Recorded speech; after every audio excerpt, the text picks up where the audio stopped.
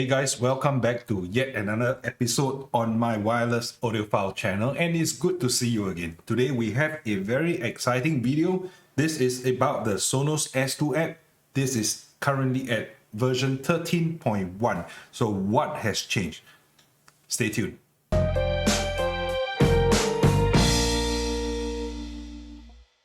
So this S2 app is currently at 13.1. The last release of 13.0 was actually to support the Sonos Roam speaker here. So what is new in 13.1? Very quickly, I'll give you the upfront summary before I go on to the rest of my video. So if you have no time to stay around, you can just take that and you can go away. So to summarize the update, it has actually made some updates so that the Sonos Roam, when it is having the Google Assistant or the Amazon Alexa activated, it will not continuously drain the battery. There is a problem with the Sonos Roam draining the battery, sometimes even overnight when it is sitting just idle without playing anything, because the virtual assistant is being activated. So that should have fixed this problem. Now, there is another update for WPA3. In the previous 13.0, WPA3 was enabled for a couple of their products. So this version 13.1 brings the update to the M, to the Arc, and to the Beam. Now they support WPA3 encryption for the Wi-Fi security. Another product that got the update is actually the Sonos Port and the Sonos M. So they are able to now output dual mono stereo sound instead of stereo sound that is being forced. Sometimes when the port is connected to speakers where the stereo imaging is not important or will not be ideal, for example in the patio, and the other speaker is in the dining area, so you want both of these speakers to play both channels, right, in mono format rather than one playing the left and one playing the right. So you want to be able to have both the listeners in both distinct areas hear the full bandwidth of left and right combined. So now that's enabled. The very, very important update today that I want to talk about in version 13.1 is actually the Sonos Arc receiving the height adjustment feature, right? So in the previous video I've done, like maybe almost a year back, which here. So here's another request to enhance the experience on the Sonos Arc. Allow us to tweak the height channel effects. Now, I've talked about asking about the top 10 feature list that we want from Sonos. I've previously asked for a dual sub support, which they released a couple of months back, which is great for all Sonos lovers out there, especially the home theater owners. And another feature that I've asked for is with regards to the Sonos Arc height channels, the Atmos upward firing channels. I asked for the ability to tune the output. Now, in any of your Sonos home theater setup, you will be able to tune the surround channels, right? So the surround channel, you can increase or reduce. Let me just show you very quickly so that it's easier for you to see. So I'm going to launch this, okay? So I'm mirroring the screen here, and you will be able to see it just right here, okay? Now, if you go to your settings for the Sonos Arc, you will be able to see that previously you would have been able to change the surround audio, and you can set the TV levels up or down so that your surround channels will be louder or softer depending on what you're listening to. TV levels and the music level, it will change. I set the music level to +15 so that when I'm playing just stereo, the Sonos 5s actually take over and there's more presence. And I like the Sonos 5 for music output. It gives me a much wider sound stage as opposed to the 4 feet that is being afforded by the Sonos Arc, which is right in front of me now. Okay, so and you are able to do a couple more settings on the surround audio. But in my previous request to Sonos, I asked for a feature that enables us to adjust the height channel output. So previously, the Sonos Arc will tune the height output accordingly based on the true play result. When you do true play, it will measure the bounce, the echo, and it will adjust it accordingly. Now, a lot of users of the Sonos Arc, the problem that they face is that they don't find the Sonos, this Atmos height channel distinct enough. It is not loud enough. So, you know, we struggle a lot with trying to adjust the placement, trying to move it out a little bit, trying to make sure that the sound from the heights channel reach us in with enough volume. And for those of us with an extra height ceiling, which is more than a regular 9 or 10 feet, maybe 14 feet, then you have a problem because the sound, by the time it reaches 14 feet up and comes bouncing back down, the energy from the heights channel would have been lost. So what we ask for from Sonos is very simple.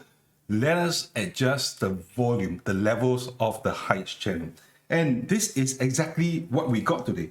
So let me get out the surround audio. If you scroll down just a little bit more, yep, you see here, this is the height audio. Click onto it and you'll be able to see the height level. You can reduce it to -10 or increase it to +10. Now let's see what kind of effects this brings to your audio.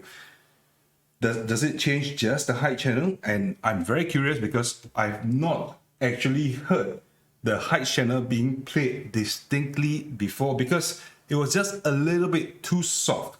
Okay, so what I'm gonna do is I will be loading up a file. This is a Dolby test tones. It's 5.1.2, right? 5 for the the front, left, right, and center channel, and the surround left and right.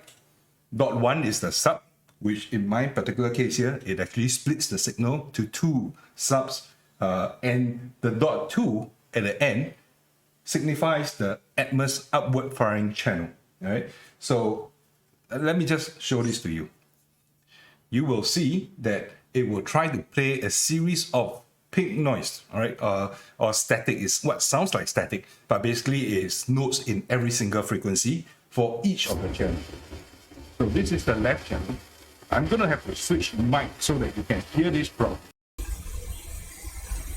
Okay, so this is now the stereo mic that is recording from the Sonos Arc. I hope you can hear my voice over the recording. So you will be able to hear, this is the left, right channel, center channel. That is a sub channel. I don't think you can hear the sub distinctly, but I will take this opportunity to speak about this sub. This whole test file. This whole test file, I'm linking it right up here. So if you scan this QR code or check the link in the comment section below, or rather the video description below, I will give you the link to be able to download this particular test file. Now, if you look at the screen that I'm showing on, let me just pause this so that you can hear me. If you look at the screen that is being shown on the phone right now, you'll be able to see that this is now outputting in Dolby Atmos. So this is a Dolby Atmos capable file. It's encoded in Dolby Atmos. All the channels are being played distinctly. I'm able to hear all the channels from the front, left, center, and right channels to the surround left and right channels. And I have not gone on to the heights channel, but when I get to the heights channel, you'll hear very distinctly that you won't be able to hear it actually through this recording because I'm not able to capture a 3D soundscape through this stereo microphone. But let me tell you, I've not quite heard the heights channel before today, right? With this adjustment, which I'm going to show you, you will be able to distinctly hear the sound difference that it makes to the heights channel. Let me get to this.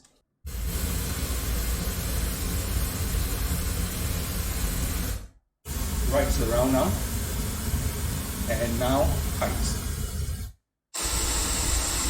So this is the heights channel and left, okay?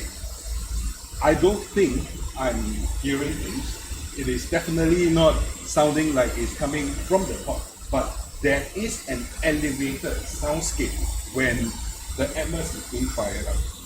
Now, if I go to the app right now, and if I go to the settings, I can see my height audio.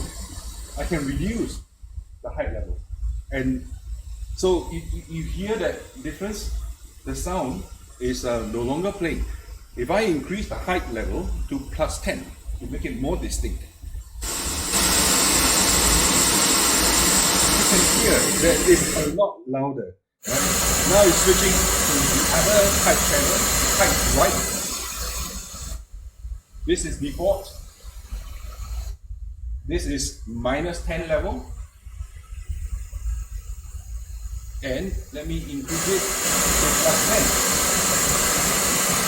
So you can distinctly hear, it is clear that it actually makes a lot of difference. Okay, now does this channel actually affect, does this adjustment rather affect other channels? Let me just show you very quickly. This is the front back. I'm adjusting the height audio. -10, +10, -1, -10, back to 0. No effect on the left-right channel or any other channel for that matter. This is the center channel. No effect. No effect. No effect. Okay, let me bounce to one of the surround channels. So this is the surround channel. Again, just to demonstrate, no effect, no effect. Let me center it again. And if I were to go to the surround audio, now here, I will be able to change the levels of the surround channel very, very drastically. It goes from -15 to +15. So there are more variation, a larger range you can choose. You can fine tune it in much smaller increments and smaller steps, as opposed to the heights, which is -10 to +10. Not a big deal, but still 50% finer tuning for the surround channel, right? So if I go up to +50, you can hear that it is significantly louder. So usually for TV levels, I leave it to a +2, okay? And if I go to the heights audio now, I make any changes, it's not going to affect the other channel, including this surround channel I'm looking at here. Okay? So the only time it will make a difference is at the height channel, -10, +10.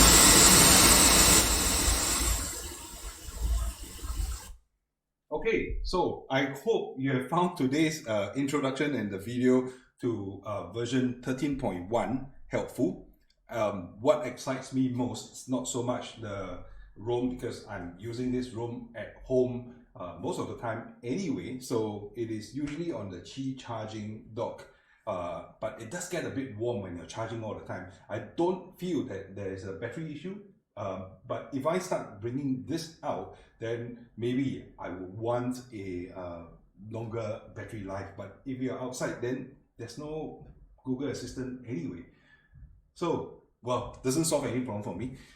As for the WPA3, I've not implemented it. As for the mono audio, I don't really use it. So what matters to me most, and what matters to, I suspect, a lot of you guys and all the Sonos Arc owner, is the ability to change, to tune the height channel output in version 13.1. Okay, so in summary, I think this is a good release, 13.1. I would recommend an upgrade if you have not already moved your whole system to 13.1. You need to update your app, you need to update the firmware that is for all your connected Sonos speakers, and you'll be able to get this. Now, one of the other things that I've requested for in my top 10 feature list requests from Sonos, which I'll link the video up here or in the video description below if you're interested, is to ask for a discrete channel that allows us to play Atmos sound. Now, this is great, right? Atmos upward firing, you depend on physics of sound reflection to send the sound waves to the ceiling and bounce it down to simulate that ceiling effect. But if I could just place two Sonos One, or maybe even, God forbid, 5, directly at the ceiling and allow them to play the heights channel, the Atmos heights channel downwards, then you're not simulating heights channel anymore. They are actually physical heights channel. Now, if you could enable that, then, you know, it it really enhances the effect of the Sonos Atmos implementation. Atmos requires distinct physical speakers, and I still stand by that. I still have 4 speakers, which is embedded in my ceiling right now. I used to have a full 11 channel setup, 11.2 channel setup in this particular room here, but due to size and due to changing of the layout of the room, I have done away with that. Too much wires running all around and too many amplifiers to power the whole thing. So it's changed a little bit. Now I'm all into wireless, and especially the Sonos ecosystem products. So if Sonos could deliver that to us, and especially allow me to use my ceiling speakers connected to the Sonos amp, which I have right here, to play the ceilings, to play the Atmos sound effects, then that would be great. Now, Sonos has been quite good. I think in my feature request list, they have delivered 2 very important ones. One is the dual sub support, which was a big deal for a lot of home theater audiophiles out there. It was a big deal for me, and I really appreciated that. I'm running dual subs, and I've not turned back since. I have done a lot of videos on the dual sub. Just check out my channel, check out the rest of the videos there. I can't link every single one because there are just too many of them. I have a playlist for that, so if you're interested, do check it out. So now they have also delivered this height channel adjustment. Currently, it is only adjusting for sound, so for sound levels. So it is a first step. There are things that you can enhance as well, including the crossover, including the frequency. But let's not ask for too much. One step at a time. Maybe the next thing that you can do is to implement the discrete channels, where you are able to use physical speakers to actually simulate the surround. One reason why they wouldn't do that is then they might have to open that up to the Sonos Beam, because the Sonos Beam, it doesn't have the upward firing speaker. But if you connect that up and you relegate the processing, then that will be able to take up the distinct speakers, will be able to take the job of the upward firing speakers, and it might actually do a better job. So I don't know, maybe the hardware, the decoder within the Sonos Beam is not capable of that, so it still doesn't take away any of their revenue stream. Okay, so if you have found value in my videos today, if you have found my videos helpful or useful, I have a Patreon account, which I'm going to link in the QR code here. If you scan this QR code, it will take you to my Patreon page. And if you are not using a phone to be able to scan this, let's say you're not using your TV or your PC to watch this video, you could also click through in the link that I have encoded in the video description below. You can send some coffee money along my way, and it will help sponsor this channel. It will help power the content on this channel. Now, only if you find real value, because if you don't, I still welcome you. Just join the community, make this place lively, chat in the comment section below. I have to apologize. I think over time, the channel has grown to the point that I might not be able to respond to every single comment that is being made. There's also work pressure, there's also family pressure. I don't do this YouTube thing full time. I'm just sharing with you whatever I can find out as an enthusiast, and I hope that you find my content useful as well. So till the next video, I'll see you around.